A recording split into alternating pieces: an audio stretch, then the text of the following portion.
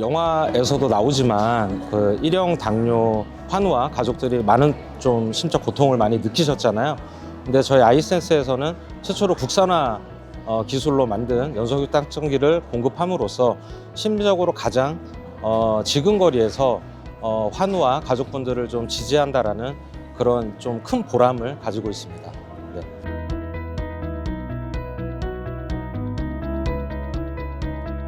저희는 쉽게 얘기해서 24시간 안심을 좀 목표로 하고 있는데요.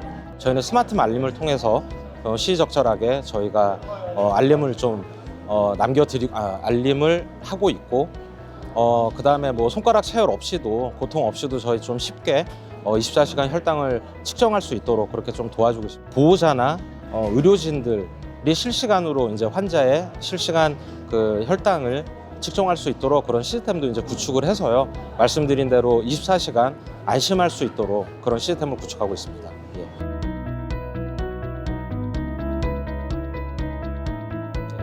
그래서 아이센스는 앞으로 완전한 자유라는 그런 측면에서 목표를 좀 가지고요.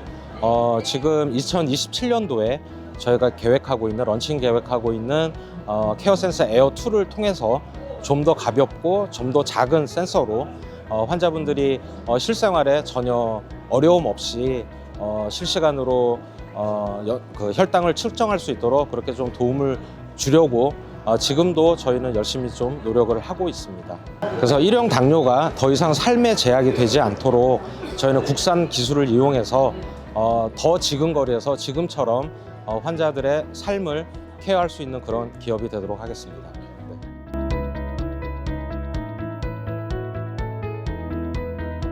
영화를 편집되지 않은 영화를 보기는 했어요.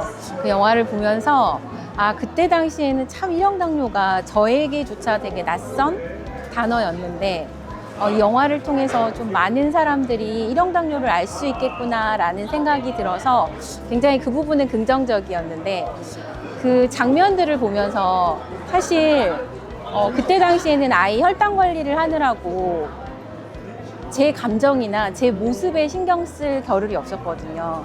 근데 그 배우의 연기를 통해서 내가 저때 저렇게 힘들었구나, 내 표정은 저런 표정이었구나라는 것들을 좀 간접적으로 보게 된 것 같고요. 가장 마음이 아팠던 거는 사실 저희 아이도, 모든 아이들이 그렇겠지만 주사를 맞는 거에 대해서 굉장히 두려움이 컸었거든요. 근데 그 아역 배우가 이 주사 맞기 싫어서 막 식판을 던지고 막 이런 장면을 보면서 나도 힘들었지만 저 어린 아이도 이 당뇨를 받아들이고 적응하는 데까지 굉장히 큰 용기가 필요했겠구나, 힘들었겠구나 라는 생각이 들어서 좀 마음이 아팠습니다.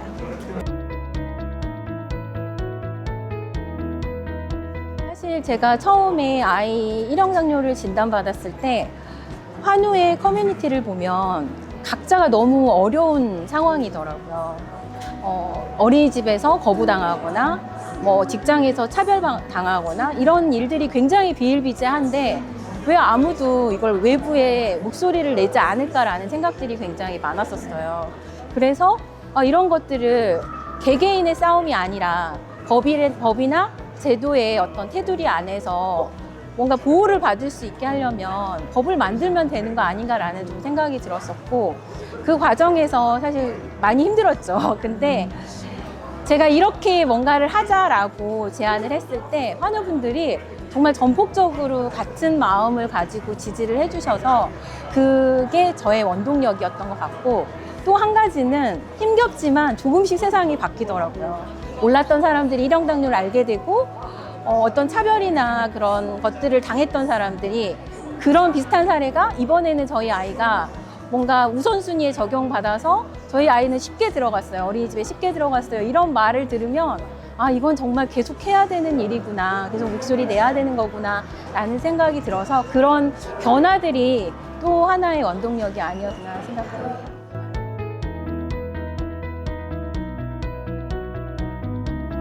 사실 일형 당뇨는 중증 난치 질환이긴 한데 아직 중증 난치 질환으로 인정을 받지 못했어요. 그래서 물론 의료비 지원을 받고 있긴 하지만 병원에서의 본인 부담금이 굉장히 높거든요. 사실 의료비가 높다라는 거는 어느 정도 경제적인 능력이 되는 사람에겐 별 문제가 안 되지만 경제적인 능력이 되지 않는 사람에게는 돈 때문에 건강을 포기해야 되는 일들이 생기게 되거든요. 그래서 앞으로의 과제는 중증 난치 질환으로 인정받는 것이 저의 과제이고, 또 하나는 의료비 지원이 성인과 소아가 차이가 있어요. 소아 청소년 같은 경우는 90% 건강보험에서 지원을 해주는데 성인 같은 경우는 70%를 지원을 해주거든요. 특히 소아 청소년 같은 경우는 부모들이 뭘 해서라도 자녀의 의료비에는 아끼지 않잖아요. 근데 성인이 돼서 부모가 되면 자신의 건강보다는 가족을 위해서 포기하게 되는 상황들이 많아요. 그래서 오히려 성인 일형 당뇨인들이 어떤 의료 그런 지원에 사각지대에 있다라고 생각이 들고, 성인도 똑같이 소아청소년과 같이 의료비 지원이 확대되었으면 좋겠고요. 마지막으로 사실 이 질환은 교육이 굉장히 중요한 질환이거든요. 뭔가 의료기기 던져줬다고, 인슐린 던져줬다고 잘 관리되는 게 절대 아니에요. 그러면 이게 이제 의료기관을 통해서, 교육을 통해서 자기 스스로 자가관리 역량을 높여야 되는데, 그런 부분에 대해서 어떤 제도적인 지원이 뒷받침되지 않다 보니까 지금은 거의 혼자 공부해서 혼자 독학해가지고 잘하는 사람만 관리를 잘하는 상황이거든요. 근데 우리가 학교 다닐 때도 보면 스스로 독학해가지고 공부 잘하는 사람 별로 없잖아요. 교육 그 기관이나 교육 제도를 통해서 사람들이 교육을 받게 되는데, 저희도 마찬가지로 그런 혈당 관리에 대한 그런 교육들이 좀 보편화돼서 또 많은 사람들이 그런 자가관리 역량을 높일 수 있는 그런 환경이 마련됐으면 좋겠습니다.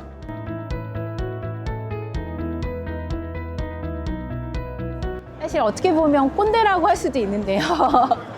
저희 아이가 처음 진단받았던 14년 전에는 연소혈당 측정기나 디지털 기술이나 이런 것들이 발전되지 않다 보니까 저희 아이 같은 경우는 하루에 막 10번, 많게는 24번 손끝 체열을 한 경우도 있어요.